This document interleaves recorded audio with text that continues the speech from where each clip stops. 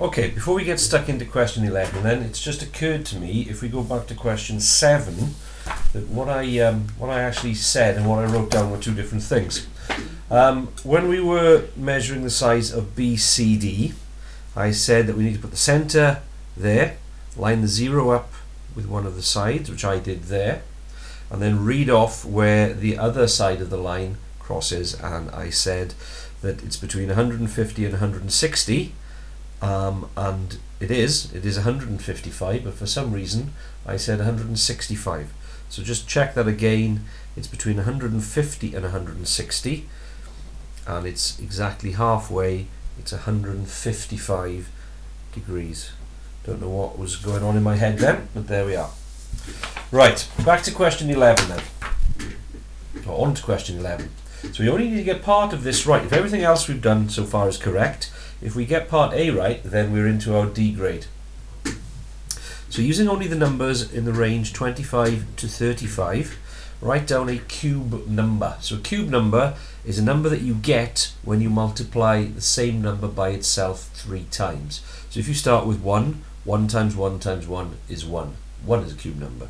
Then you go to 2, 2 times 2 times 2. 2 times 2 is 4, 4 times 2 is 8. 8 is a cube number. Then you come to 3, 3 times 3 times 3. 3 times 3 is 9, times 3 is 27, which is within this range.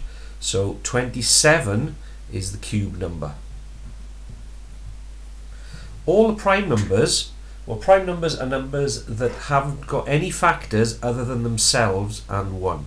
So if we just write down all these numbers up here first of all, 25, 26, 27, 28, 29, 30, 31, 32, 33, oh, I'm off the screen, 34 and 35.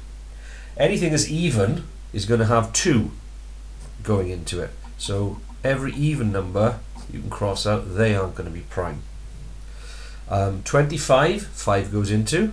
27, we know 3 and 9 go into. 29 isn't in any times table other than the 29 times table. So 29 is a prime number. 31 is also in that situation. 31 is a prime number. 33, 11 goes into, and 35 ends in a 5, so 5 go into it. So the 2 prime numbers in that list are 29 and 31. So there's our B. Okay, we're working towards our grade C now. So 11B, write down the value of 5 squared. Well, 5 squared means 5 times 5, which is 25.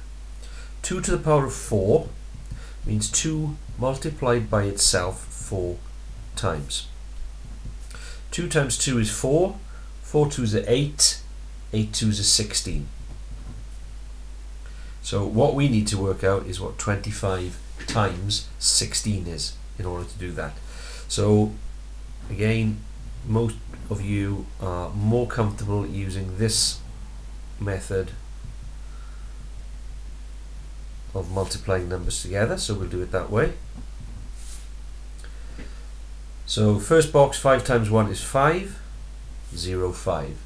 5 times 6 is 30, 3, 0. 2 times 1 is 2, 0, 2, and 2 times 6 is 12. Then we work out our columns. So the first column is 0. The second column is 5 add 5 is 10. 1, 0 down, carry 1. Then we're going to have 2 and 1 is 4. And then we're going to have 0. So the answer is going to be 400. So 25 times 16 is 400. Right. For the next one, we've got to do non-calculated subtraction, and it's going to look like this. You always line the decimal points together, and where there's nothing up there, we add a 0. So the way that subtraction works is we have to do 7 from 0, which you can't do. So we borrow a 10 from the column to the left of it, so that then becomes 4. So what we've effectively done is, instead of writing 50, we've written it as 4010. Now we can do 7 from 10, which is 3. We can do 2 from 4, which is 2, and we can do 4 from 7, which is 3. So the answer is 3.23. 0.4 times 0.4, multiply the digits together and you got 4 4s is 16. There are 2 digits behind the decimal point in the original sum. You got 4 there and 4 there, which means there'll be 2 digits behind the decimal point in the answer. So that's going to be our answer. 5/6 take away 2/3. You cannot perform this subtraction until the number on the bottom of the fractions are the same. So what we have to do here is to write 2/3 in terms of sixths. And the way that we do that is, if I multiply the bottom of that by 2, it'll give me 6, but I then also have to multiply the top by 2 as well, so that the fraction doesn't become a different fraction, but just an equivalent fraction. So that gives us 4/6. So 4 over 6 is exactly the same as 2 over 3, which means now I can do 5/6 take away 4/6, which is 1/6. Okay, so when you're adding or subtracting fractions, you cannot do the addition or subtraction until the number on the bottom, the denominator as it's known as, is the same. So you have to look for an equivalent fraction. Can I multiply that by something to make it sixths? Yes, I can multiply it by 2. Not only multiply the bottom by 2, you also have to multiply the top by the same number to make it equivalent. Once they're equivalent, that means that you subtract the number on top. You don't subtract the number on the bottom. That just tells you what the fraction is out of. Question 12 is a distance time graph. Now, let's just have a look at the context here. I'm not going to fit all this on the screen. Travel graph below represents Clive's car journey. Okay, so let's have a look. What we've got here is along the bottom of the scale time and going up the distance from Aber.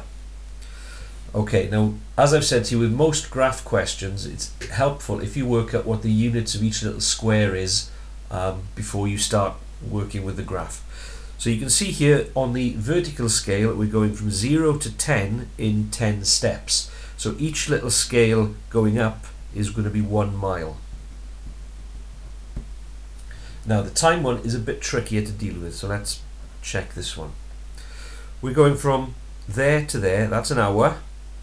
So halfway is going to be 30 minutes. So halfway again would be 15 minutes. So from there to there is 15 minutes, and there are 5 little squares there. So I'm going to go from 0 to 15 in 5 jumps. So they're going to be 3-minute jumps. 15 divided by 5 is 3. Let's just check. 0, 3, 6, 9, 12, 15. So each little square in this direction is going to be 3 minutes. Once you've done that, it makes working with the graph much easier than having to worry about it later. Okay, so the first thing that we're being asked to do on this graph is find out how far from Aber Clive was when he started. Well, when he started, time was 0, or 11 AM. So this point here is going to be his distance from Aber. And because we've worked out each little square is 1 mile, you can see that that's going to be 6 miles. So the answer to A is 6 miles. B, how far did he travel in the first hour? Well, this is the first hour. So he started off there at 6, and an hour later, if we go up to our graph, he's there. And if we just read that across, so it's there, which is 37. So the distance he's travelled is 37 less 6, which is 31 miles. How many minutes did he stop on his journey? Well, the way you can tell things are stationary on a distance time graph is that it'll be flat, because time is moving but distance isn't. So we're talking about this time here, and this time here he's gone from, let's just drop it down to the bottom, so from there to there he's stopped for. So let's count how many squares that is. 1, 2, 3, 4, 5, 6, 7, 8, 9, 10, 11, 12, 13, 14 squares, and each little square is 3 minutes, so that's going to be 42 minutes. And the last question, at what time did he arrive in Aber? Well, when he's arrived in Aber, the distance from Aber will be 0, so it's going to be here, which is going to take you to there. So it's what time is that? Well, that's 2 o'clock, 1400, that's going to be 1430. So from 1430 we got 1, 2, 3, 4, 5, 6, another 7 lots of 3. It's 21 minutes. So it's 21 minutes from there, which is 1430. So it's going to be 1451.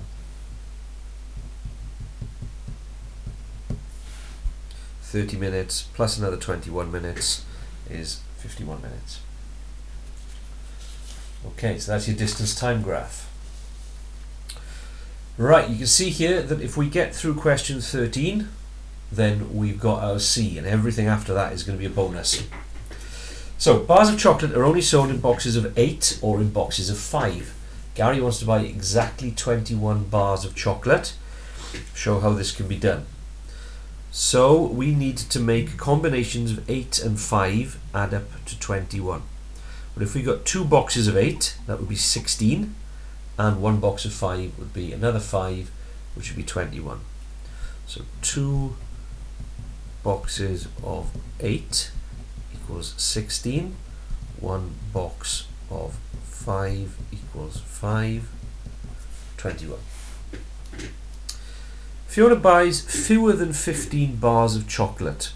List all the possible ways that she could have done this.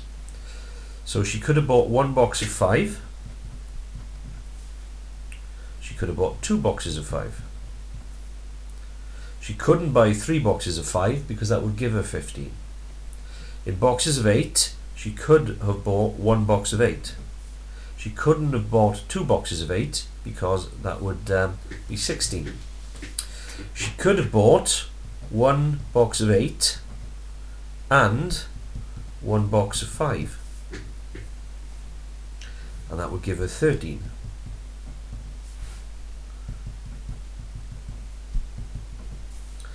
If she bought 2 boxes of 5 and 1 of 8, that's too many. If she bought 2 boxes of 8 and 1 of 5, that's too many.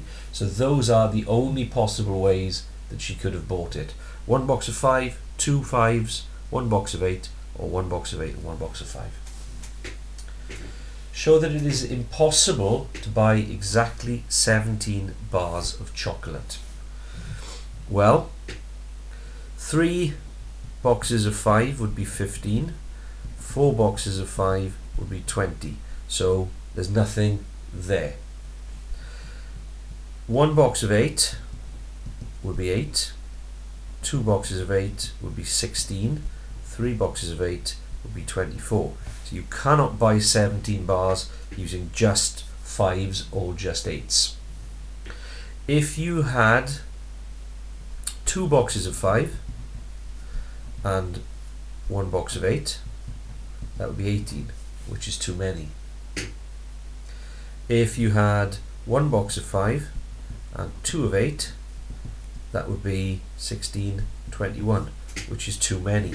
There's no other combination of boxes around that number of bars. So no combination of 8 box and 5 box. Okay, so that's what they need you to do, is to consider all the possible arrangements of those boxes of chocolate. Question 14 is a scattergraph question. The assessment for an examination consists of 2 parts, namely coursework marked out of 80 and a written paper marked out of 100. So the coursework marks are the top ones, the written paper the bottom ones. The marks for 6 pupils are given in the table. On the graph paper below, draw a scatter diagram to display these results. Okay, so we've got the written paper going up, we've got the coursework paper going across. Same thing as with the last graph. Let's work out what our units are first of all. So here you're going from 0 to 20 in 10 jumps. So these are going up in 2s. And exactly the same in this direction, so they're going in 2s as well. And the way that we plot for a scatter graph is we take the coursework mark of 24, which will be 20, 22, 24, and then go up to 32, and that's where you put your cross. So 30, 32 will be there. Then we're going to go across to 70 and up to 93. So 70, there's 90, 92, 94, halfway between the two will be a 93. 14 and 9, 10, 12, 14 and 9, 35 and 38, there's 30, 35 is going to be halfway, and 38, there's going to be 30, 2, 4, 6, 8, and in 5 is there. 62 and 72, 62, 70 is there, 60 is there, so 62 is in 1 and then up 1, and then 42 and 56, there's 50, there's 40, so 42 is there, and then 2, 4, 6 is there. So we've got 6 pupils, we should have 6 crosses. 1, 2, 3, 4, 5, 6. Yeah. Okay.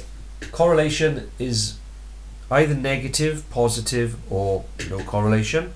What's happening here is the better they are at coursework, the better they are in the written paper as well. So as one is increasing, so is the other. That means it's positive. Okay, a line of best fit. When we were doing the practice papers, a lot of the questions you had to put a mean point in. This one's not asking you to do that, it's just asking you to draw it by eye. So what you're trying to do is to get the slope of your line about the same as the slope of the crosses and have the same sort of number of crosses above and below. So I'm going to go about there, I think. The mark scheme for this will have quite a similar, quite a wide range of correct answers, but that looks pretty good. Right, another pupil completed the coursework and was given a mark of 56, but was absent from the written paper. Use your line of best fit to estimate the mark on the written paper. So 56 in the coursework is 2, 4, 6 there. Now it's worth you marking this onto your graph when you do it, okay? Just to show the examiner what you're doing.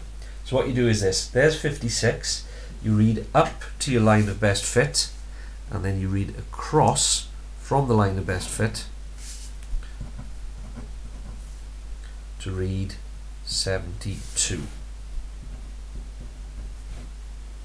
Okay, so we're estimating that somebody with 56 in the coursework would likely have got 72 on the written paper. Okay, question 15. The stairway is made with 6 cubes and has got 3 steps. How many cubes would be needed to make a similar stairway with 9 steps? Well, 6 cubes has got 3 steps. Probably the easiest way to do this would just be to keep on carrying the shape. 2 steps,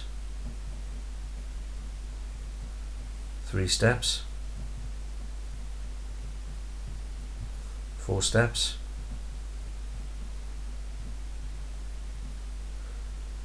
5 steps, and can you see that what's happening here is you're adding 1 and 2 and 3 and 4 and 1, 2, 3, 4, 5 for 5 steps.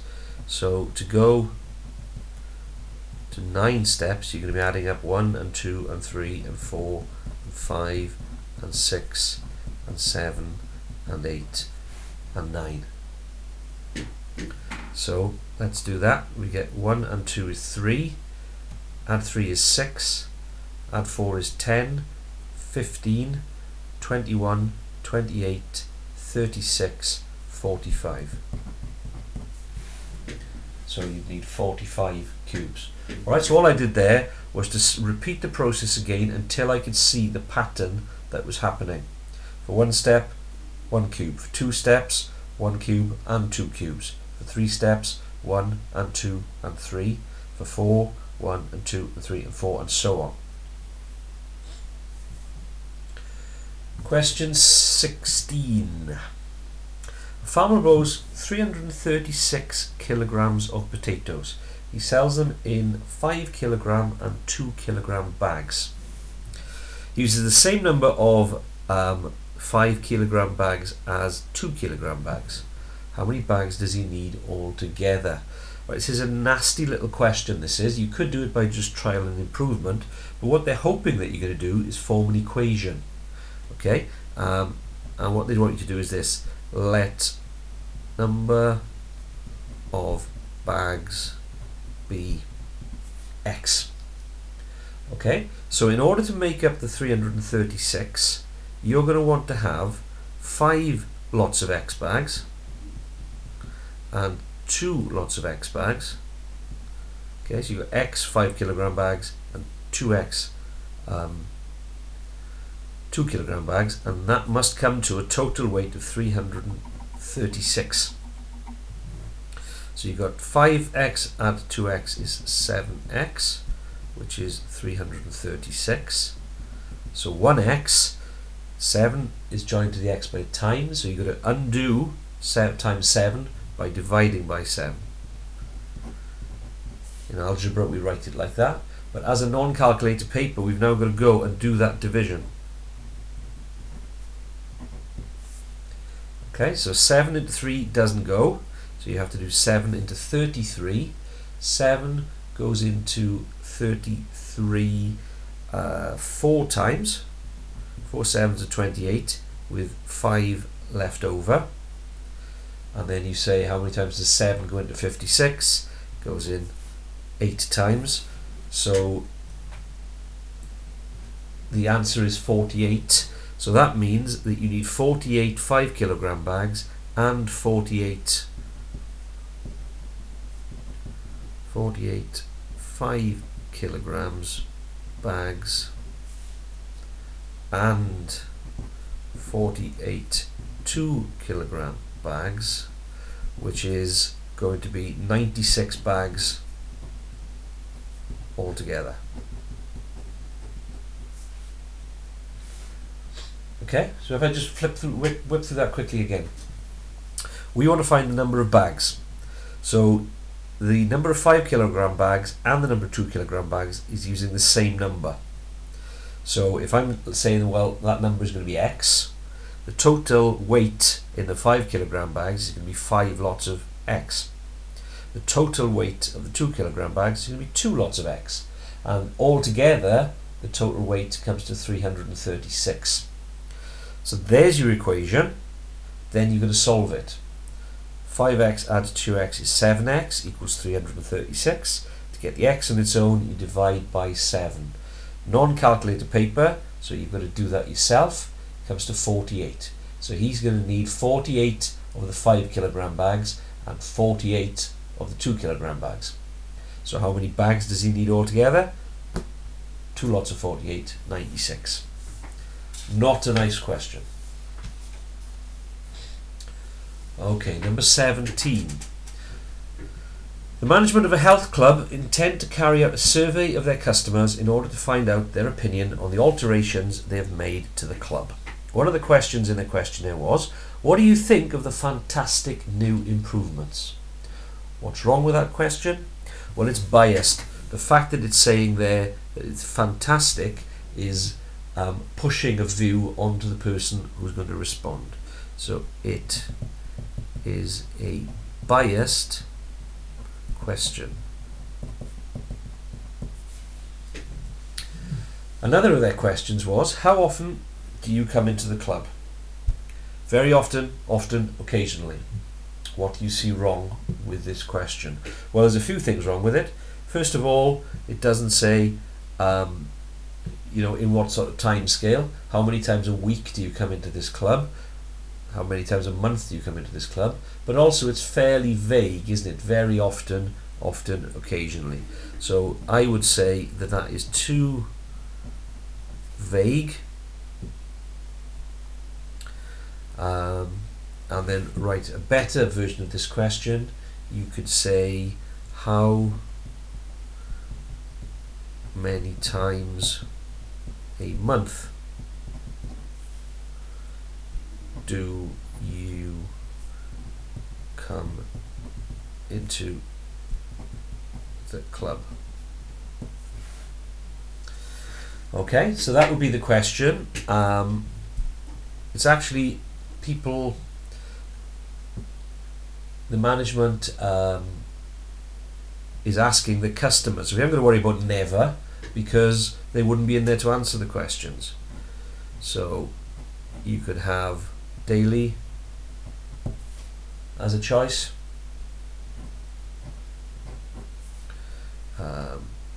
2 or 3 times a week.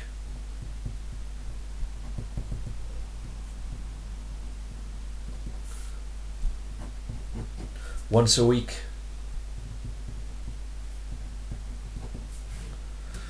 And less. Okay, so less frequently than that.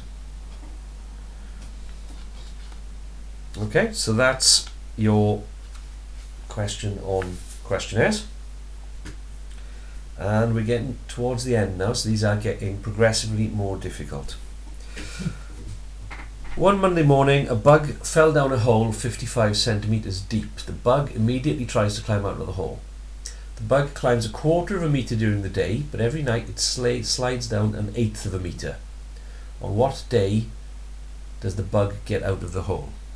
So first of all, 1/4 of a meter is 1/4 of 100 centimeters, which would be 25 centimeters.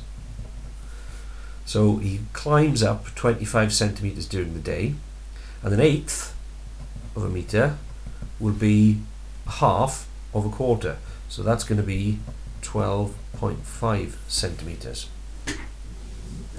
So on Monday, he starts at 0, he climbs 25 up, but he drops down 12.5 centimeters. So by the end of Monday, he is 12.5 centimeters up the wall.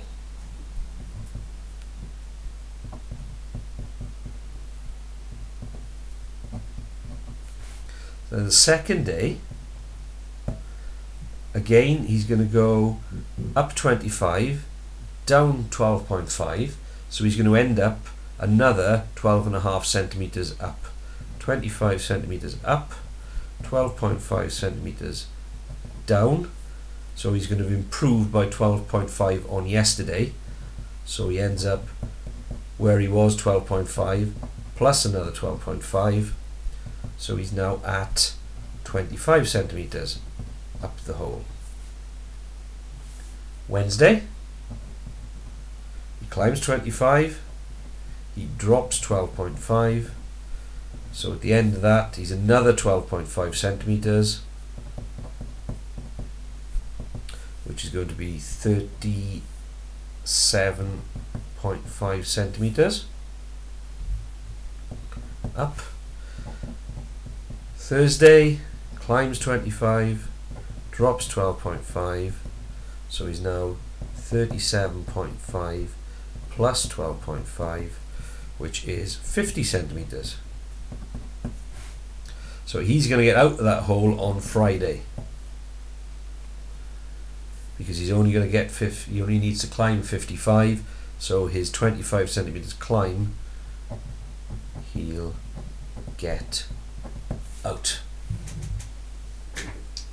Okay, so the first thing you have to do with that question is to work out what a quarter of a meter is in centimeters, and then an eighth will be half of that, and then you can work out the net gain every day. Every day he actually finishes the day 12.5 centimeters further up than he started it, and then you can work it out from there.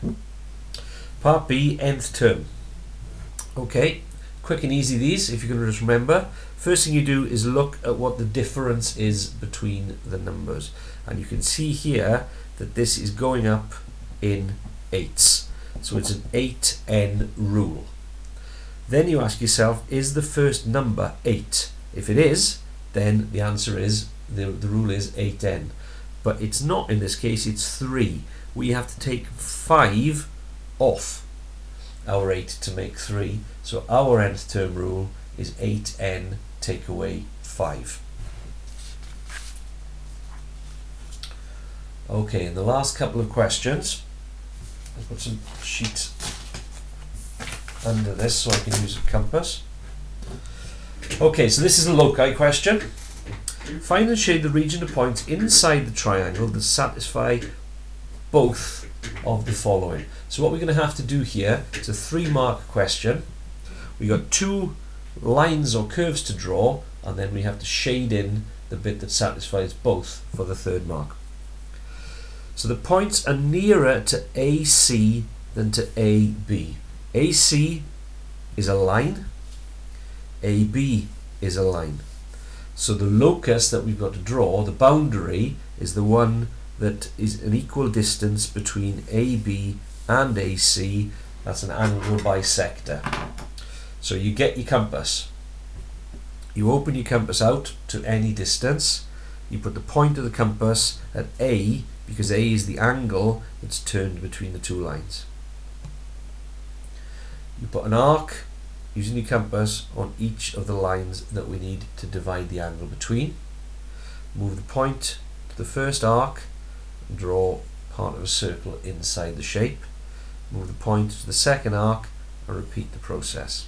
The dividing line is the line that goes from the angle, the point, through the intersection of those 2 arcs there. So that's for part 1.